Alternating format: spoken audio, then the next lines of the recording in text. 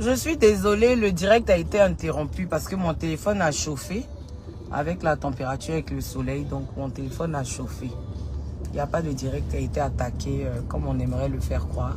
C'est juste que mon téléphone a chauffé et la température est montée. Donc, c'est ce que je vous disais tout à l'heure, tantôt. Je suis désolée que le direct se soit coupé. Il faut qu'on soit honnête avec nous-mêmes et que nous évitions de réagir avec les émotions. On a tous des personnes qui nous estiment, qui nous suivent sur la toile, qui sont prêts à donner leur poitrine pour nous, on griffe, qui nous suivent de façon, voilà, la tête et les pieds, la tête en avant et tout ça. Donc je veux dire,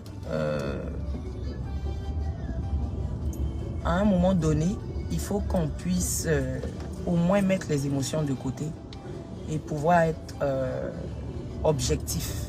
Voilà, qu'on puisse s'exprimer de façon objective et réfléchir de façon objective. Qu'on puisse avoir le discernement et pouvoir parler comme des adultes. Parce que je me dis, si vous avez un iPhone, un téléphone, pardon, vous avez un téléphone et que vous arrivez à vous mettre la connexion, à vous connecter, c'est que vous êtes en mesure et vous avez les capacités de pouvoir réfléchir comme une personne qui a toutes ses facultés. Donc il faut qu'on puisse mettre les émotions de côté et qu'on puisse réagir. Ça aurait été Pierre X, Paul ou qu'est-ce que j'en sais, d'autres, je pense que j'aurais pris la même position. Donc je veux dire, moi je m'offusque qu'aujourd'hui, une chose d'une telle gravité soit banalisée. C'est une jeune fille qui a été séquestrée, qui a été menacée par une arme. Et qui sait encore ce qu'elle a subi comme sévice d'après ce qu'on aurait entendu.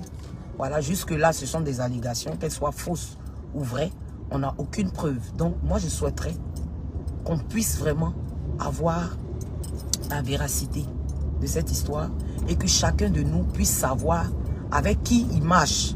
Parce qu'on a des fréquentations, on défend des gens, on tape sa poitrine pour des gens, mais peut-être qu'on ne connaît pas ces personnes-là réellement.